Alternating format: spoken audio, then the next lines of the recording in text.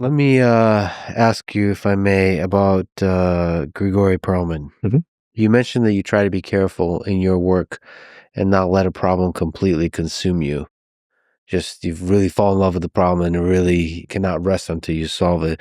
But you also hasted to add that sometimes this approach actually can be very successful. Mhm. An example you gave is Grigori Perelman, who proved the Poincare conjecture and did so by working alone for 7 years with basically little contact with the outside world. Can you explain this one Millennium Prize problem that's been solved, Poincare conjecture, and maybe speak to the journey that Grigori Perelman's been on?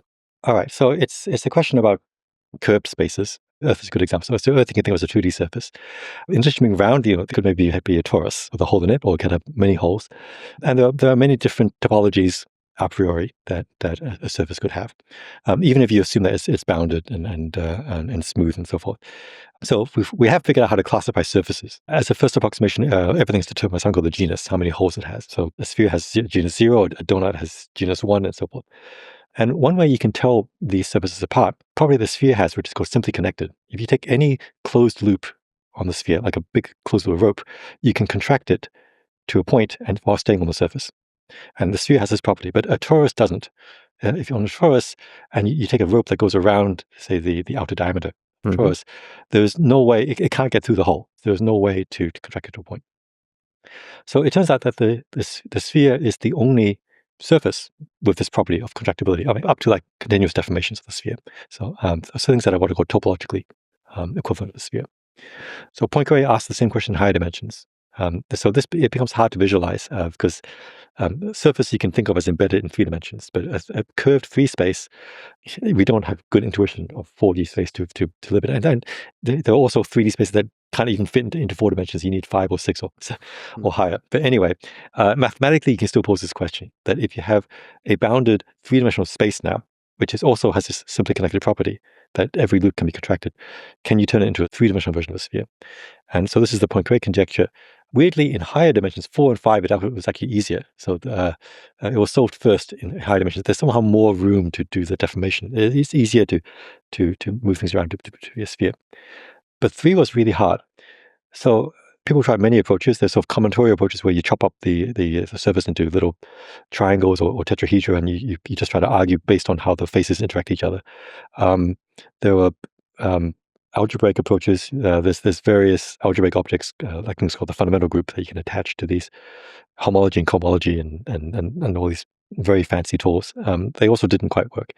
But Richard Hamilton's proposed a partial differential equations approach. So you take so the problem is that you have this object which is sort of secretly is a sphere, but it's given to you in a really in a weird way. So it's like I think of a ball that's been kind of crumpled up and twisted, and it's not obvious that it's a ball.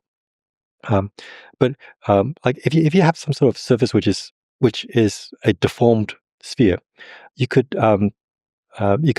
for example, think of it as the surface of a balloon. You could try to inflate it. You blow it up, and naturally, as you fill it with air, the wrinkles will sort of smooth out, and it will turn into a nice round sphere.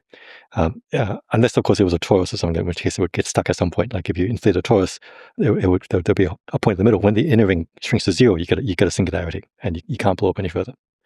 You can't flow any further. So he created this flow, which is now called Ricci flow, which is a way of taking an arbitrary surface or space and smoothing it out to make it rounder and rounder, to make it look like a sphere. And he wanted to show that either this process would give you a sphere or it would create a singularity. Actually, very much like how PDEs either they have global regularity or finite time blow up. Actually, basically it's almost exactly the same thing. It's all connected. And so he showed that for 2-dimensional surfaces, if you started simply connected, no singularities ever formed. You never ran into trouble, and you could flow, and it will give you a sphere. And so he got a new proof of the 2-dimensional result. But by the way, that's a beautiful explanation of Ricci flow and its application in this context. How difficult is the mathematics here, like for the 2D case? Is it? Yeah, these are quite sophisticated equations on par with the Einstein equations. Slightly simpler, but yeah, but they were considered hard nonlinear equations to solve.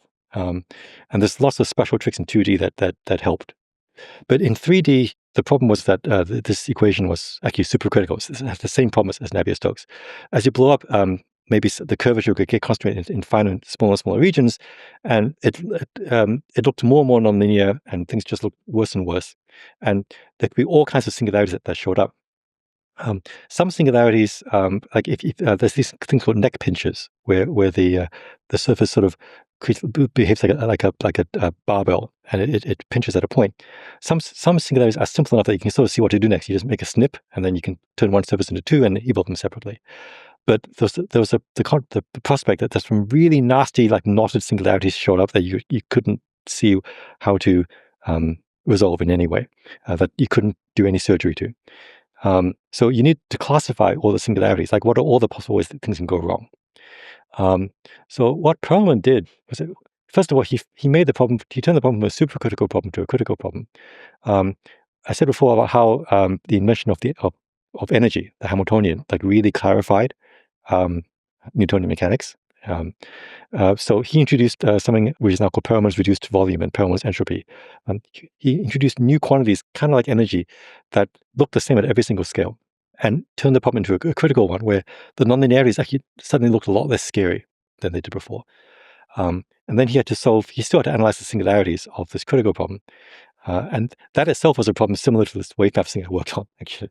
So on the level of difficulty of that, so he managed to classify all the singularities of this problem and show how to apply surgery to each of these, and through that was able to resolve the Poincaré conjecture. So quite like a lot of really ambitious steps, and like nothing that a large language model today, for example, could.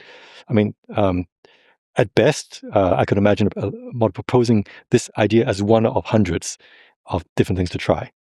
But the other 99 would be complete dead ends, but you'd only find out after months of work. He must have had some sense that this was the right track to pursue, because it takes years to get them from A to B.